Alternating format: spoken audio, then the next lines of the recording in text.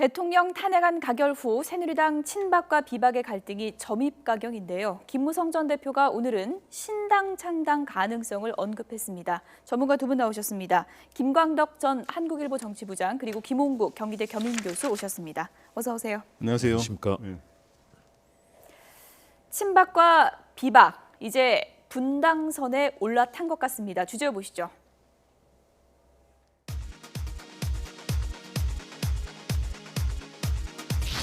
새누리당을 탈당해서 신당을 만들어야 된다 하는 그런 생각 때문에 심각한 고민을 지금 하고 있습니다. 지금 새누리당으로는 좌파의 집권을 막을 수가 없다고 친박들이 장악하고 있는 현재의 새누리당은 그 진정성을 믿지 않기 때문입니다.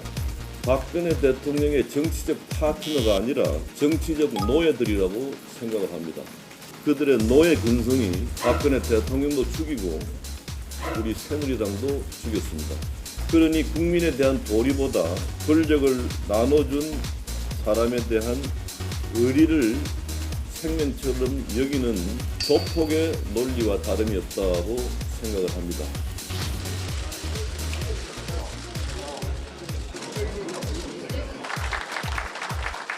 나를 포함해서 8명을 최순실의 남자라고 얘기합니다. 한 명의 국회의원들도 최순실하고 아는 사람도 없고 전화 한 사람도 없고 그림자 보지 못했습니다. 서청원이도 마찬가지입니다. 이 대한민국 혁신과 통합 모두의 가치를 실현하기 위한 그때까지 최순실의 남자도 지킬 것입니다. 배신의 정치 더 이상 있어서는 안 됩니다.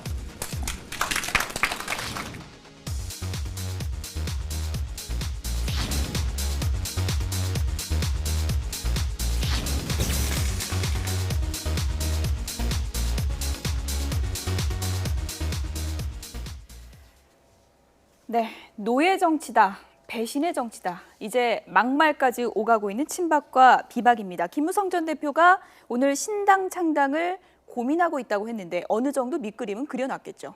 네, 그려놨죠. 그래서 탈당하고 이제 신당 창당을 고민 중이다. 예. 그리고 이제 신보수와 중도가 손잡아서 좌파의 집권을 막아야 된다. 뭐 이런 주장을 했는데 예. 제가 보기에 이제 분당 그전부터 이제 탈당하고 이제 분당 얘기를 그전부터 많이 해왔어요. 사실 예. 남경필 지사와 김용태 의원 탈당하기 전부터 같이 인원도 했었고. 예. 그래서 이제는 분당은 이제 시간만 남은 문제고 그다음에 사실 초읽기에 들어간 거다. 네. 이제 언제냐의 문제고 또 이제 하나는 또 분당 탈당의 규모가 어느 정도 되느냐. 예, 그런 건데 규모는 결국에는 KY 김무성과 유승민 의원이 한 배를 타면서 탈당하느냐 예. 아니면 따로 김무성 개만 탈당하고 유승민 의원은 남느냐에 따라서 규모가 결정될 걸로 보이는데요. 예. 그런 것만 남아있고 어쨌든 그래서 분당의 길을 택하게 되는데 예. 그 분당으로 가는 게 우스갯소리로 진짜 봄을 맞는 이 대선 전국에 봄을 맞는 소위 예. 천당이 될지 그렇지만 진짜 겨울 시베리아 같은 벌판으로 가는 게 예. 될지 그걸 좀 지켜봐야 할 것 같습니다. 비박 내부 상황을 잠시 뒤에 좀 짚어보도록 하고요. 김무성 전 대표가 일단은 비박도 버티면서 친박 나가라 하지 않았습니까? 나가야겠다라고 생각한 배경은 어떤 걸까요? 일단 새누리당의 예. 주인이 누구냐.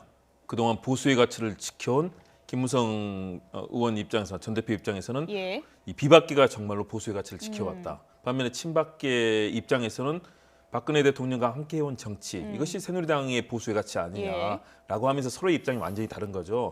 그래서 친박계로서는 박근혜 대통령을 지켜야 된다는 입장이 아주 강력하고요. 그러나 사실 지금 국민들의 마음을 사고 있는 것은 어느 정도 비박계 쪽이라고 생각을 합니다. 예. 왜냐하면 최순실 씨의 이 비선실세한 국정농단 그리고 국기문란에 사실상 박근혜 대통령도 검찰에 의해서 일단 공범으로 진행이 됐지 않습니까?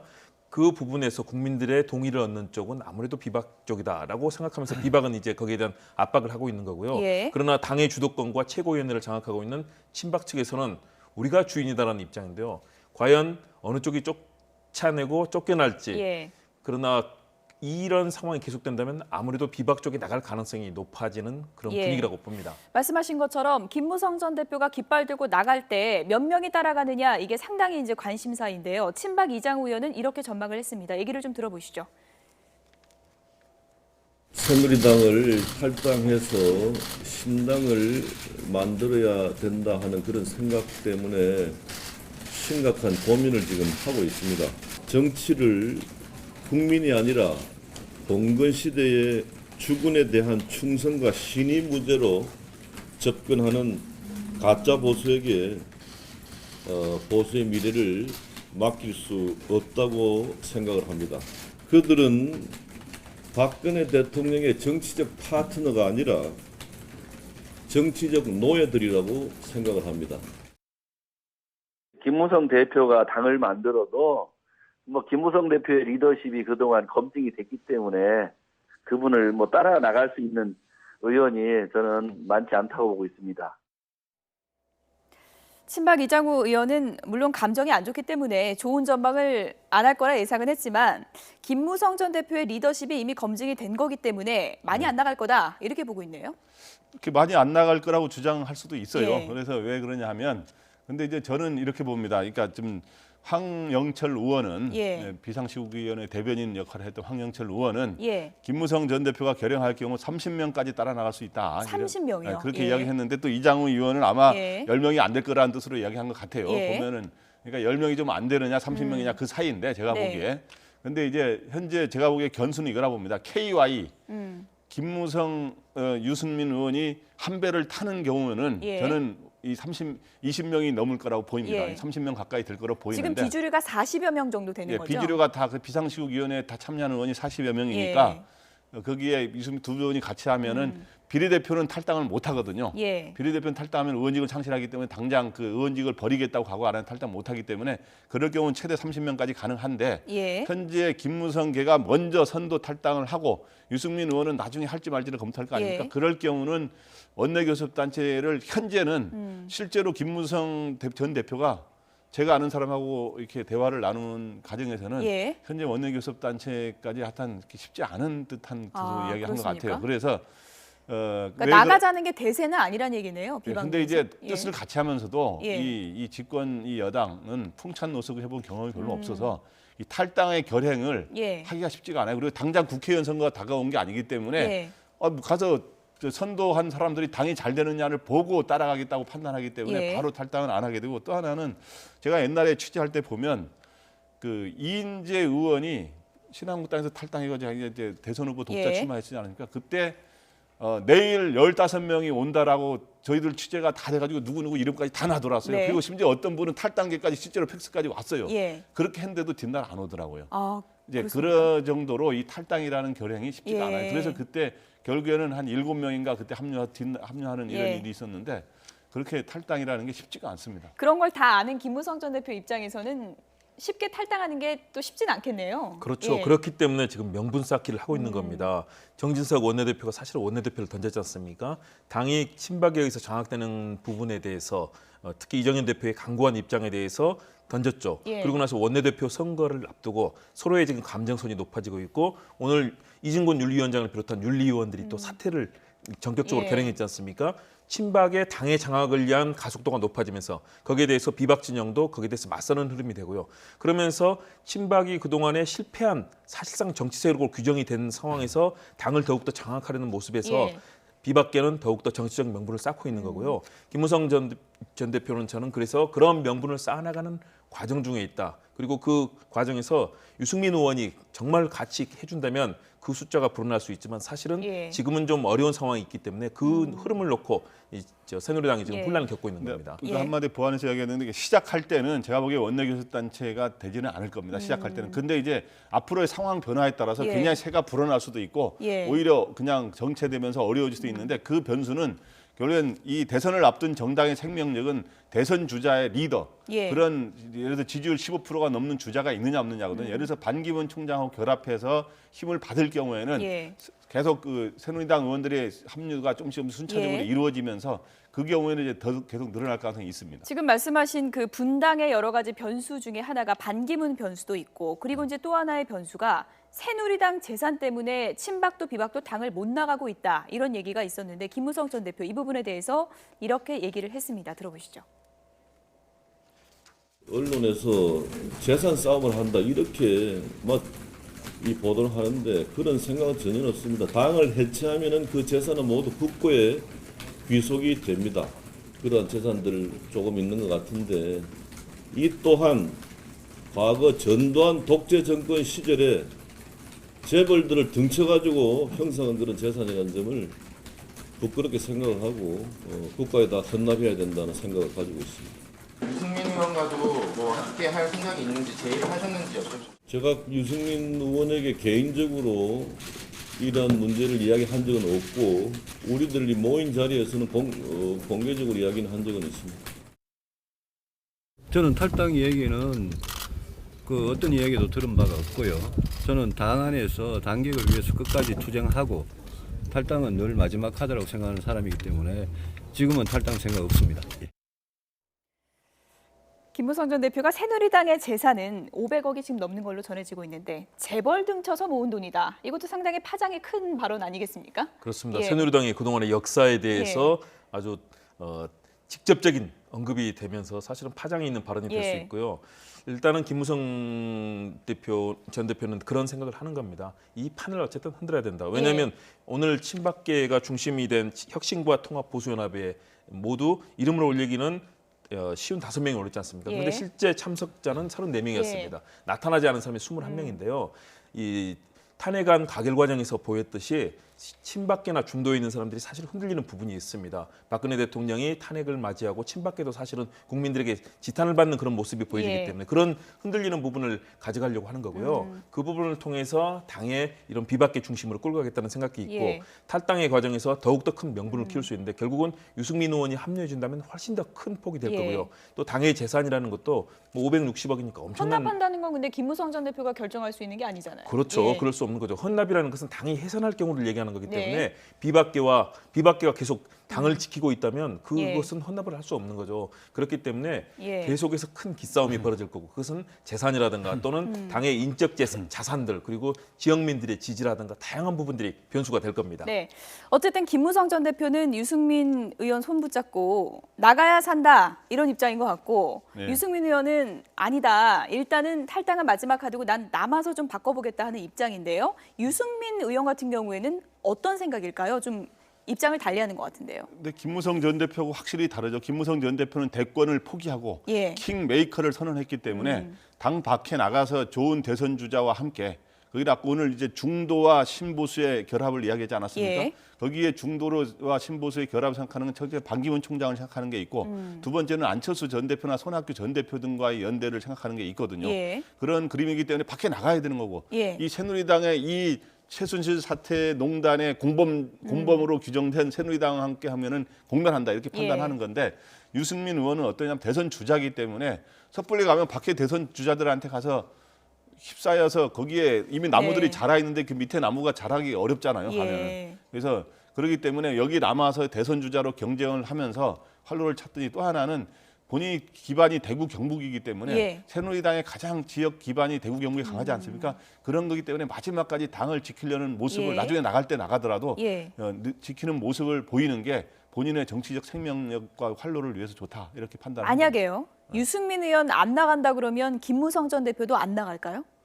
그러지는 않을 겁니다. 예. 어차피 정치권이라는 게 한 번에 다 같이 나가기 어렵기 때문에 예. 선도 탈당하는 세력들이 있어야 돼요.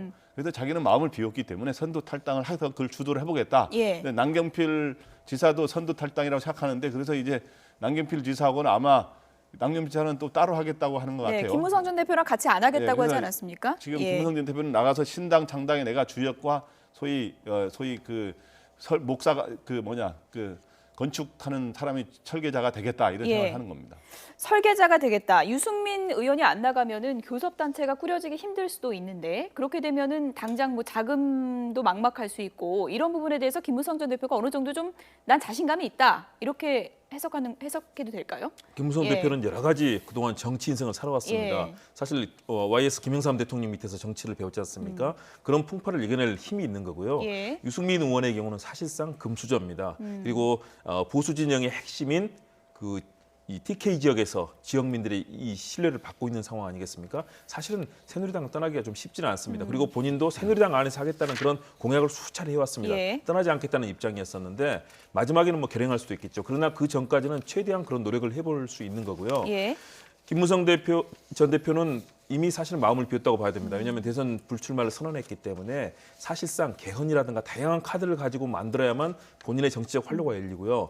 친박계와 같이 해서는 김무성 전 대표는 사실은 아무런 역할을 할 수가 없습니다. 친박계가 사실은 정치적 미래는 이미 다 끝나버린 셈이거든요. 대권 주자를 만들 수도 없고 반기문 총장이 그리 오겠습니까? 친박계로는 절대 갈 수 없는 거죠. 그렇다면 친박계는 이제 대선 주자를 만들 수 없는 사실상 불임의 땅이 돼버렸습니다. 그렇기 때문에 유승민 의원도 마찬가지로 새로운 정치를 모색하기 위해서는 비박계와 함께하고 제3지대라든가 다양한 가능성을 만들어보면서 새누리당 개혁을 일단 추구를 해볼 텐데요. 그러나 결정적 순간이 온다면 저는 일단 김무성 전 대표가 먼저 결행을 하든지 아니면 유승민 의원이 같이 하는 방식으로 해서 새로운 정치 지형의 변화가 온다고 보고 있습니다.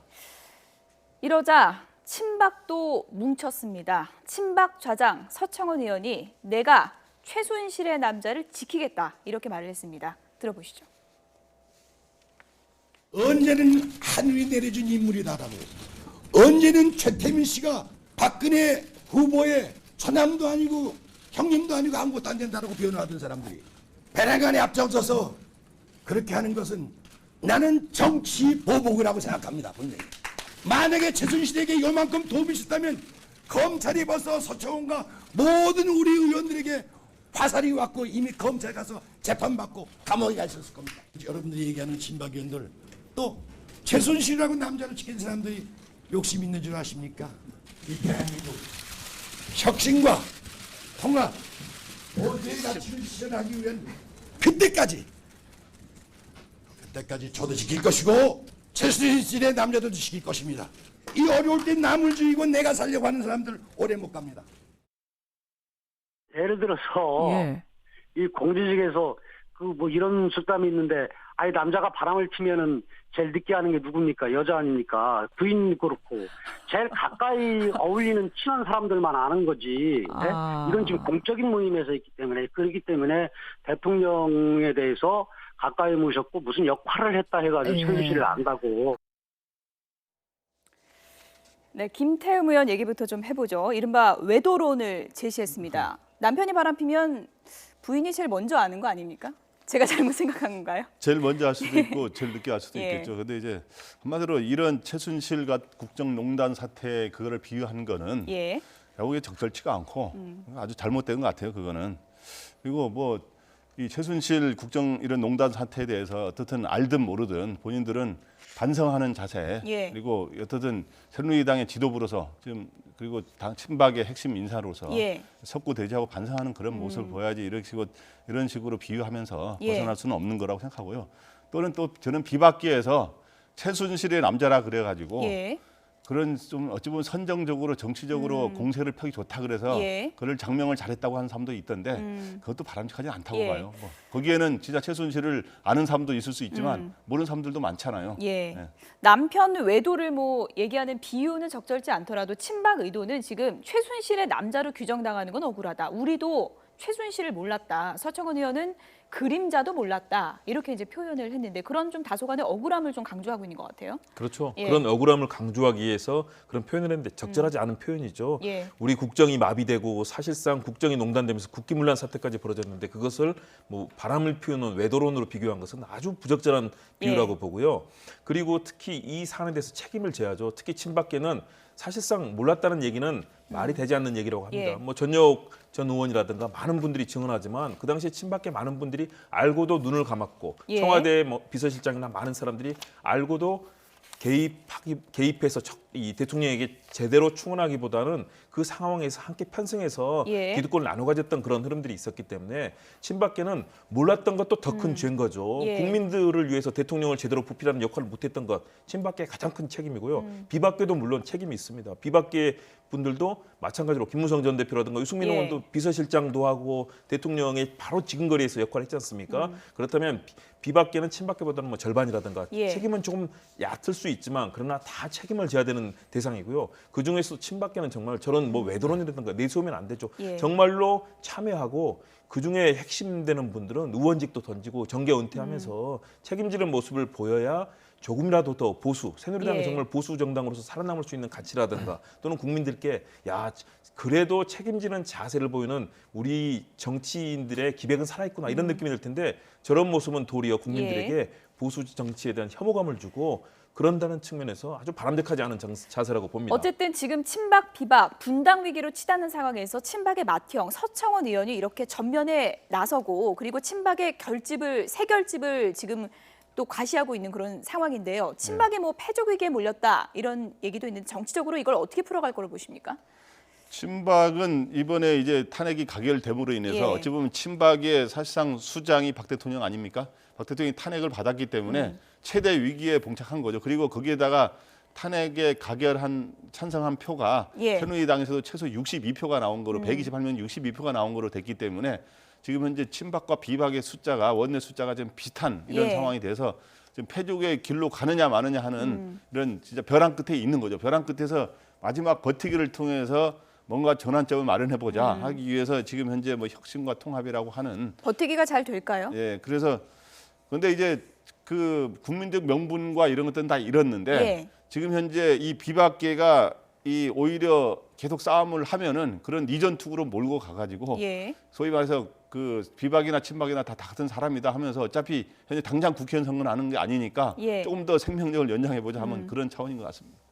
지금 여의도에서는 친박계의 시나리오를 이렇게 3단계 정도로 예상을 하고 있습니다. 네. 첫 번째는 원내대표 선거에서 이김으로써 친박 원내대표를 세운다. 예. 그리고 2단계로서는 전국위원회 등을 열어서 친박 중심의 비대위를 비대위 구성한다. 구성이요. 그리고 예. 나서 윤리위와 의총을 통해서 비박계 중심인 김무성, 유승민 의원 등을 축출하고 예. 친박 중심의 흐름을 새누리당을 견고하게 세워나가고 그 이후에 이제 거의 재창당의 흐름을 통해서 친박의 대선 후보를 만들어낸다는 그런 시나리오로 가고 있다고 예. 여의도에서 많이 얘기를 합니다. 첫 번째가 원내대표 결전이 되겠네요. 그러면요. 그렇습니다. 예. 그래서 일단 정진석 의원이 원내대표를 던졌지 않습니까? 물론 정진석 원내대표가 유임해야 된다 이런 목소리도 있지만은 친박계가 또 가만 있지 않을 거고요. 지금 뭐 거론되는 분들을 저희가 그래픽으로 준비를 좀 해봤는데 주류 비주류 싸움인데 주류가 그럼 지금 유리한 겁니까? 당의 구성상? 지금은 주류가 다소 유리해 예. 보이는 국면처럼 보입니다. 왜냐하면 형식의 숫자에서는 몇 석이라도 좀 앞설 수 있는 가능성이 있다고 보이는데요. 예.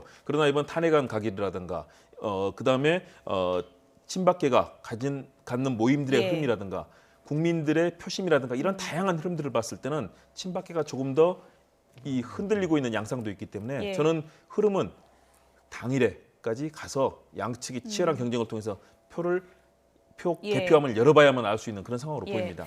원내대표 경선에 대해서는 전 방금 들어오기 전에도 이제 취재해보고 왔는데 지금 어떤 상황이냐 하면 친박에서는 지금 두 사람의 후보로 압축이 됐어요. 예. 정우택 의원과 홍문종 의원으로 압축이 됐는데 김정은 의원은 일단 현재는 아닌 것 같고요. 예. 그런데 이제 지금 현재 친박의 주요 좌장들이 예. 정우택 의원이 나서줄 길을 이제 그렇습니까? 바라는 모양이에요. 정우택이 예. 바라고 해서 왜냐하면 지금 현재 홍문종 의원은 소위 말해서 최애 8인 중에 예. 최애 남자 8인 중에 속해 있지 않습니까? 너무 예. 강성 친박이어서 표를 많이 얻기 어렵다라고 하는 그런 게 있어서 정우택 의원은 좀 중도적인 예, 입장을 예, 여러 번 얘기하기도 범친박이었죠. 했었죠. 범친박. 그래서 정우택 의원이 또 이제 충청권이고 그래서 좀 나서달라고 하는 상황인데 예. 정우택 의원이 고심하고 있는 단계더라고요. 보니까. 그런데 지금 홍문종 의원이 아니 정우택 의원이 아니라 내가 나가겠다라고 지금 하고 있는 상황인 것 같아요. 그런데 예. 그럼 비박에서는 누구냐?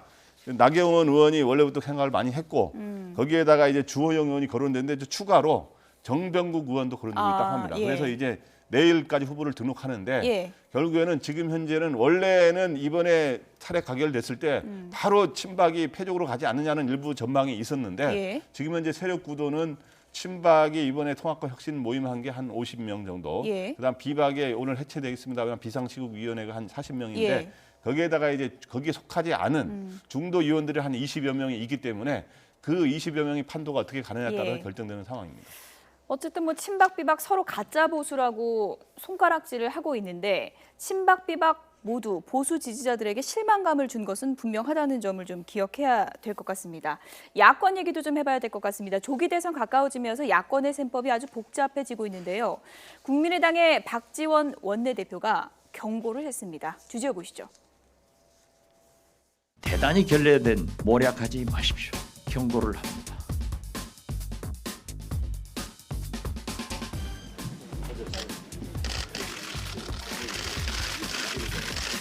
민주당에 경고를 합니다. 같은 야당끼리 모략하지 마십시오. 우리와 새누리당이 야합한다, 통합한다, 연대한다 이러한 얘기를 하는 것은 옳지 않습니다. 또 민주당에서 공개적으로 통합을 운운하는데 그러한 것도 우리 국민의당에 대한 대단히 결례된 얘기다. 통합을 우리가 지금 현재 논의를 하지 않고 있습니다. 우리 국민의당을 음해하는 그러한 일이기 때문에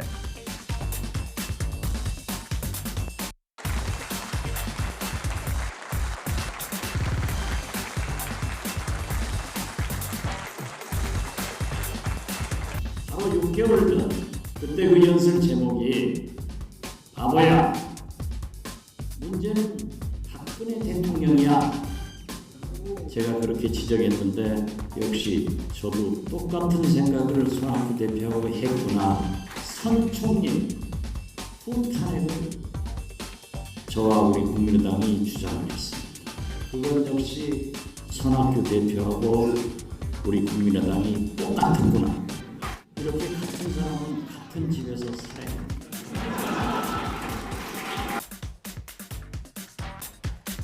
이제 박근혜 없는 대한민국을 어떻게 만들 것인가, 손학규와 함께 만들 것인가, 이런 말씀을 드리면서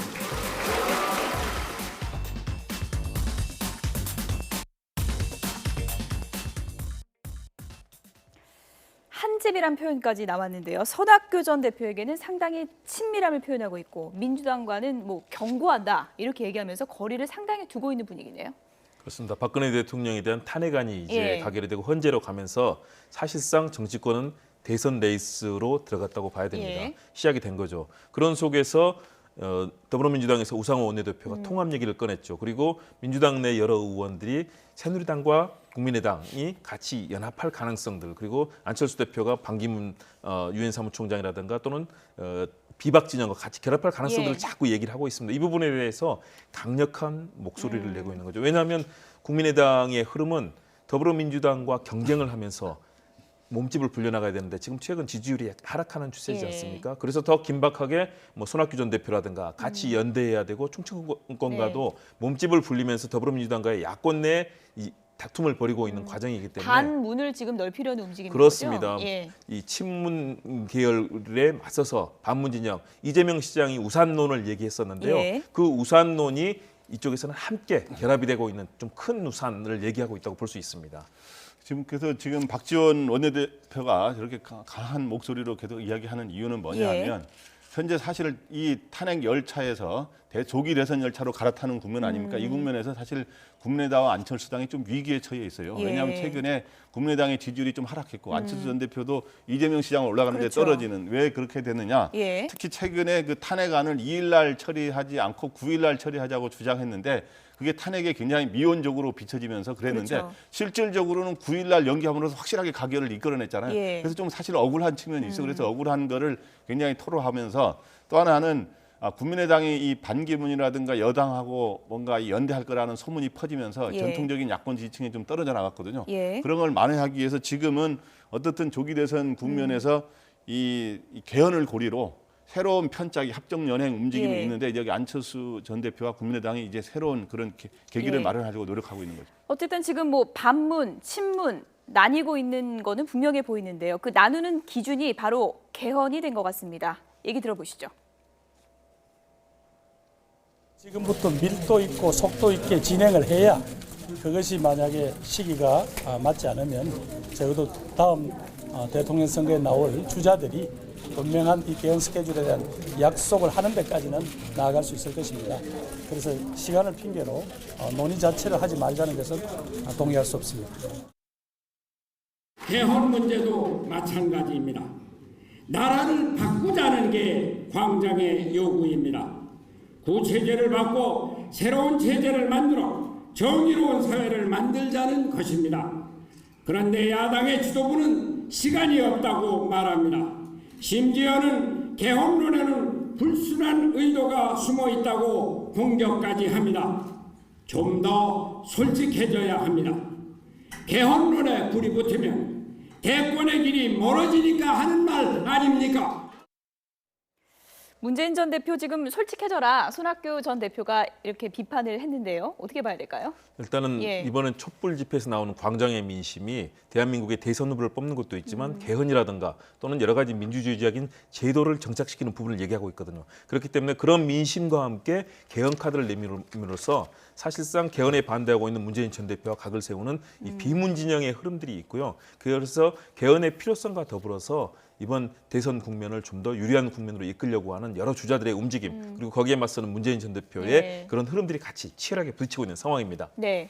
이렇게 개헌 국면에서 반 문재인 진영이 이렇게 구축되는 과정에서 문재인 전 대표가 대한민국의 비전도 제시를 했습니다. 들어보시죠. 국민 여러분, 새로운 대한민국이 추구해야 할 비전으로 저는 공정과 책임 그리고 협력을 제시합니다. 개헌은 필요하다. 그러나 지금은 이 개헌을 말할 때가 아니다. 지금은 이 박근혜 대통령의 퇴진 그리고 아까 말씀드린 촛불 민심이 요구하는 이런 오래된 적폐들에 대한 대청소 그리고 새로운 대한민국의 건설 이 논의에 집중해야 할 때라고 생각합니다. 네, 사실상의 대선 공약의 윤곽이 아니냐 이런 얘기도 나오고 있습니다. 네, 예. 사실상 대선 공약을 제시한 거죠. 그래서 예. 뭐 그 새누리당 일각에서는 뭐 너무 대통령다운 행보를 하는 거 아니냐라고 예. 하면서 너무 나가는 거 아니냐 뭐 이런 지적도 있습니다만 저는 뭐 그렇게까지 보지는 않고요. 예. 그 지금 현재 유력 대선 주자로서 가장 선두 주자로서 이런 국가적인 비전을 제시하는 거예요. 그러니까 예. 보니까 이번에도 보니까 사회 개혁 기구를 구성해서 국가를 대청소해야 된다 이렇게 예. 하면서 6대 개혁 과제를 제시했더라고요. 권력 예. 기관이라든가 여러 가지 재벌 개혁이라든가 이런 것들을 비전을 제시하는 건 자연스러운 거 그런 게 바로 쫓아오는 이재명 시장이 지금 계속 쫓아오고 있기 때문에 뭔가 큰 바위 얼굴 같은 모습을 보이려면 예. 그런 거를 제시해야 되는 거죠. 예.